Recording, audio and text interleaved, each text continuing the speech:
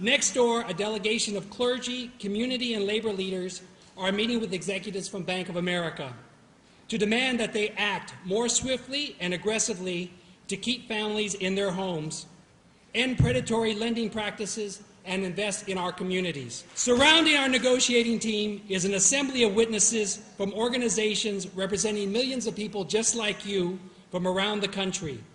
Organizations that have many, many millions of dollars invested in Bank of America. They are standing in the room to support the members of our negotiating team and to send a clear message to Bank of America that their investors are watching their actions.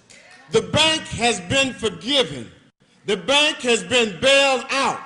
Now the bank does not want to forgive your little debt. What you owe is nothing to the bank.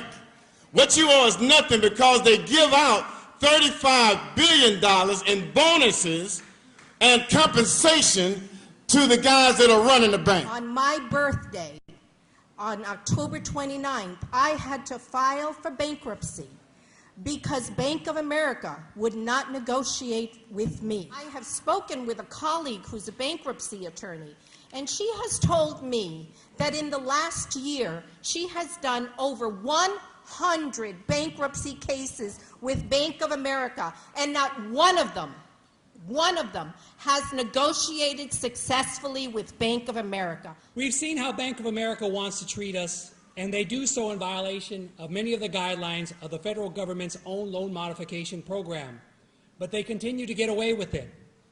Well, if they refuse to work with us, and if the government refuses to hold them accountable, guess what? It's time for the people to act. To take matters into their own hands and tell them enough is enough. My husband and I have watched the bailout for $750 billion. We've watched all of the great bonuses that people got while my neighbors and my community are suffering. Not with my money and not with our money. Not with my money and not with our money. And so my husband and I are divesting from Bank of America. Member of the Pastoral Council of St. Ignatius of Antioch Church. I'm here tonight to let you know that as a community of faith, we are extremely disappointed with Bank of America. As a parish, St. Ignatius of Antioch used to be an investor in Bank of America. We were the first congregation to actually divest our funds out of Bank of America.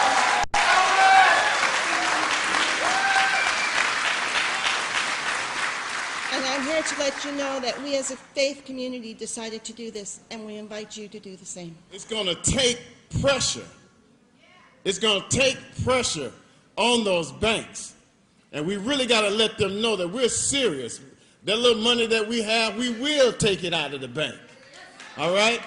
The little money we have, we'll take it out. We'll tell our churches, take the money out of those banks. Organization we have influence with, take the money out of those banks because this is our money. You know, we're paying to use our own money in the first place. And to be treated the way they're treating us is just not right. We're just getting started. If they don't do something tonight, we're going to be going all over America. We're going to have people in every state doing the same thing at the same time. We need a movement. We need people who are serious about staying in their homes, keeping their neighbors home. We got to be serious. This is what we say. This is our time. The meeting with Bank of America was somewhat disappointing.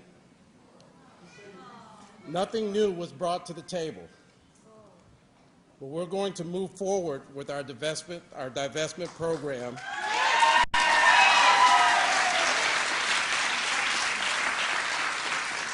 And only Bank of America has the power to stop it. We offered them a clear statement of the bottom line, which is to keep people in their homes, to do no harm. We are moving forward on this course of action to cause the Bank of America to understand the urgency of the American people.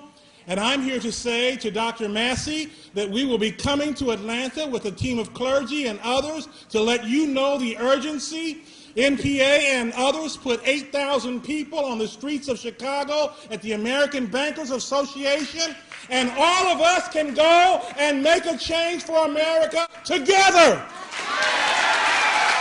A message for Monica Lozano. She is on the board of Bank of America, one of the most prominent Latinas in America. Ms. Lozano, my name is Gina Gates, born and raised in San Jose. We are coming to visit you. My name is Nilton Andrade.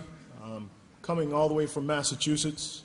We do thank Bank of America for listening, but now I want to personally say, listen to your spirit. With SEIU, the Service Employees Union, and we have about 2 million members. A lot of them are facing loss of jobs, a lot of them are facing foreclosures, and all of them want to join you in this struggle. I'm the political director at AFSCME, American Federation of County, State, and Municipal Employees, Council 57 in Northern California. Tonight I'm also speaking on behalf of Art Pulaski, who's with the California Labor Federation, who couldn't be here, but believe me, I'm going to go back and report to him about the outcome of tonight's failed negotiations with Bank of America. So he's been briefed on the divestment campaign and is very interested in finding out more. There is a long history of people of faith challenging Bank of America's practices, and we have made a difference. They will never give you credit for influencing their practices. They will never say, you made us do something. But all along that way, with each challenge and each fight, where we stand up as people of conscience and witness what is right, policy is changed and practices are changed. It's just a struggle that doesn't end with one fight. It's a struggle that continues. And let me return the favor by inviting you to Charlotte, North Carolina in April for Bank of America's annual shareholder meeting, where we can stand up and continue this protest. In the Bible, it talks about the persistent widow who every day went to an unjust judge and said, give me justice against my adversary. Give me justice against my adversary. Give me justice against my adversary. And the Bible says that the unjust judge became weary of her and gave her justice.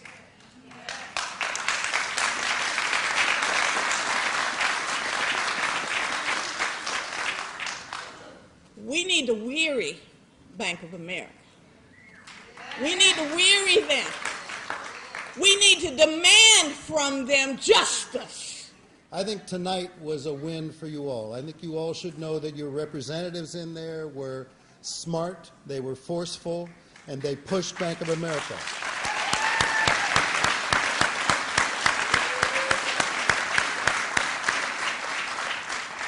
And I think this is a continuation of a winning campaign, and we're right there with you. Congratulations. As Moses led the children out of Israel, led it out of Egypt, the Bible says it was time to go. It is time to exit our money from Bank America. It is time to go where we need to go. Who's going to serve us? When we band together, we are like locusts in a field. We may be small, we may not have a leader, but we're going to take these fields of banks and take them down. We're taking our money out of their banks. The late Martin Luther King said, I have a dream. I have a dream tonight. I have a dream tonight. It may not look right at this moment. It seems like it's kind of foggy right now. But I can see the breakthrough coming through. I can see something changing. I know it's going to happen because we're going to stand and fight. We're not going to fight with guns.